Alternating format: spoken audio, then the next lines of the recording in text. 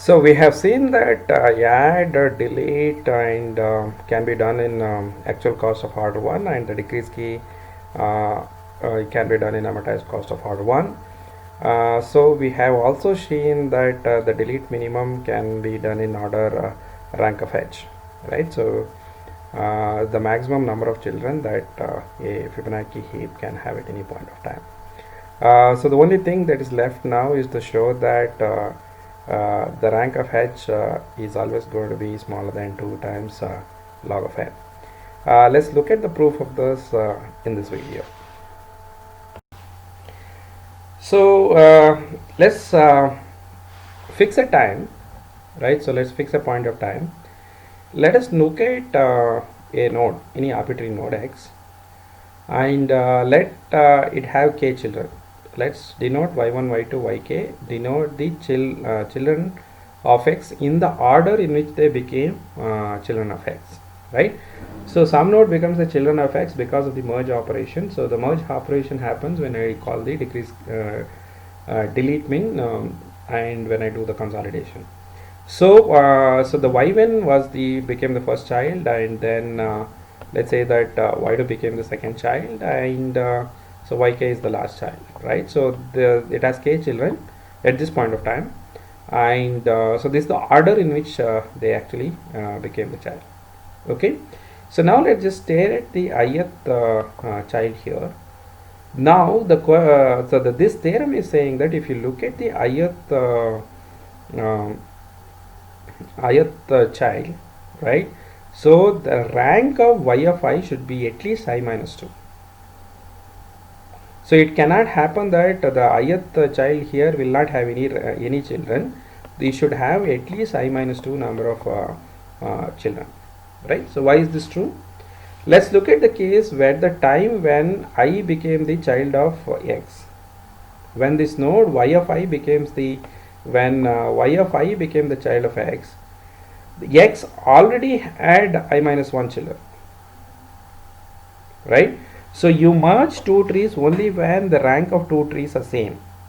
Since this is the ith child, so the ith child is merged with x because both the trees had the same number of children. So at the time when y of I became the child of x, the rank of x should be same as the rank of y of I. Okay, so the rank of x should have been at least I minus 1 because the x still has I minus 1 number of children. It might have had more number of children at the time when y of I became the child, and you could have cut some of the child of x, right? In that case, the number of child of x should be at least I minus 1. So the rank of y of I when it became the child of x should have been at least I minus 1. But the moment y of I became the child of x, after this point of time you can only cut one more child of it, right? So if you try to cut more than one child of it, so when you cut the first child, it will be this node will be marked, and if you try to cut one more child of it, you have our algorithm says that you cut this and add it to the root list. If you cut this and add it to the root list, this cannot continue as a child of x. If y of I is still continue to be the child of x, then after it became the child of x, you can only cut at most one child of it. Okay, so when it became the child of x, the rank of y of I is at least I minus 1, but after that you can only cut one child of it. So at any point of time, as long as y of I is the child of x, the rank of y of I should be at least 2. Okay, let's use this nice property and get some interesting results. So now let's define f of r to be the minimum number of nodes in a Fibonacci heap whose rank is r. Okay, so let's write down the r's here, and I'll try to represent the Fibonacci heaps and see the number of nodes that are required, right? So if r is rank is 0, so that means that so let's start with rank is equal to 0. If the rank is 0, that means that there's only one node, right? So the minimum number of nodes required is only 1. So this is the tree with rank 1. So if the rank is 1, so that means that the Fibonacci heap should have one child, right? So this node has only one child.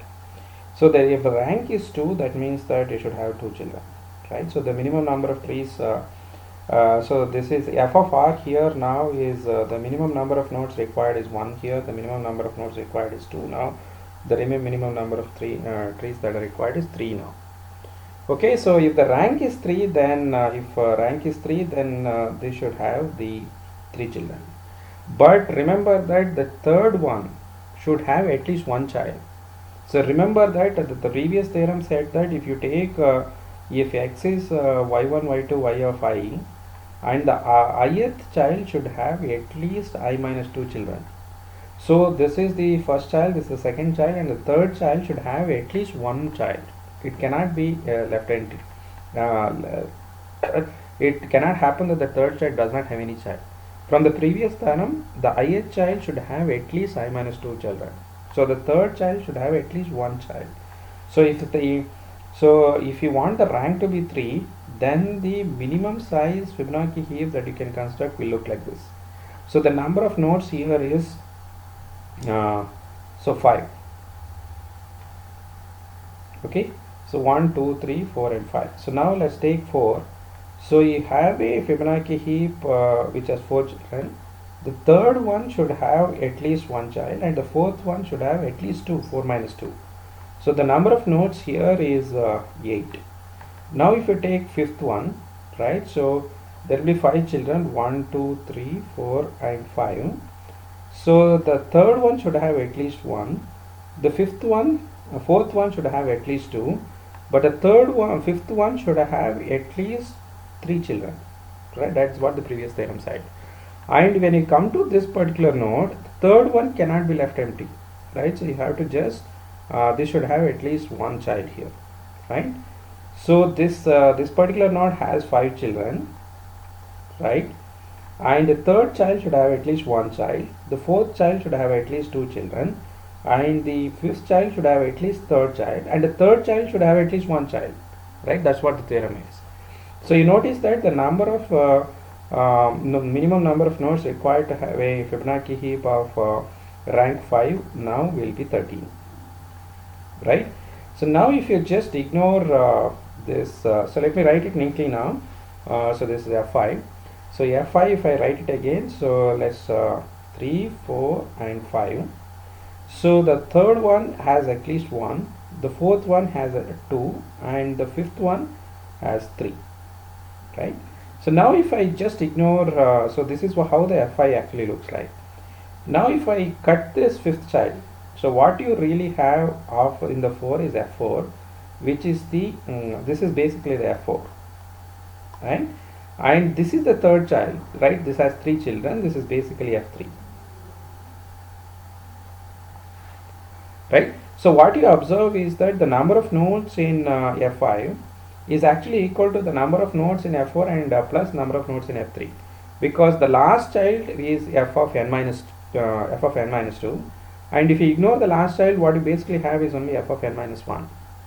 So if f of r is the number of nodes, minimum number of nodes, so this has to satisfy the equation f of r minus 1 plus f of r minus 2. So this is f of r minus 1 is just ignore the last child, whatever is the left is on the other side should be f of r minus 1, and the last child is basically f of r minus 2, right?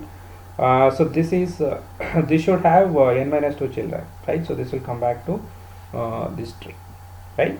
So in general we are going to get the equation that f of r is equal to f of r minus 1 plus f of r minus 2. So what is f of r? F of r is the minimum number of nodes which are required in a Fibonacci heap with rank r. So this, if that is the way f of r is defined, then so you can see that f of 0 is 1 and f of 1 is 2, right? So because if the rank is 0, then you need only one node. If the rank is 1, then you need 2 nodes, right? After that, f of r is defined as f of r minus 1 plus f of r minus 2. So this is called the Fibonacci sequence.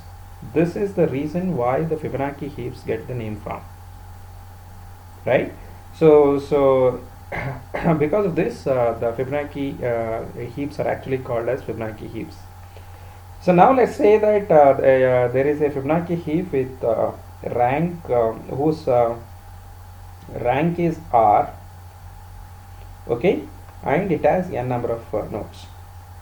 So you gave me an arbitrary Fibonacci heap whose rank is R, and the number of nodes there is n, right?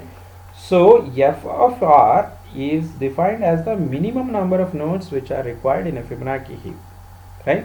Since you gave me a Fibonacci heap whose rank is R and n is the number of number of elements in the Fibonacci heap, this n has to be greater than or equal to f of R. This is because f of R is the minimum number of nodes required if the rank is R. So you gave me an arbitrary Fibonacci heap with n number of nodes, so the number of nodes should be certainly greater than or equal to the minimum possible. So this f of R, I can write that this is equal to f of R minus 1 plus f of R minus 2.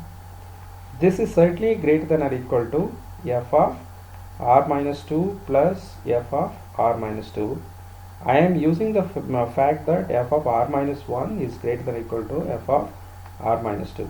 So if the rank is more, this f function is basically an increasing function. So if you need the rank to be more, obviously you have to have more number of nodes in it. So this is equal to 2 into f of R minus 2. If I expand this again, so what you're going to get is that this is 2 into 2 into f of R minus 4.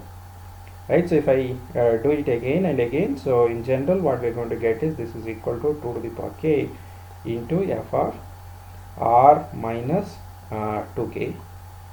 Right, so this will terminate when R is equal to 2k. Right, so if R is equal to 2k, f of 0 is 1. So this is basically equal to 2 into 2 to the power R by 2 into f of 0, f of 0 is 1, right? So this is 2 to the power R by 2.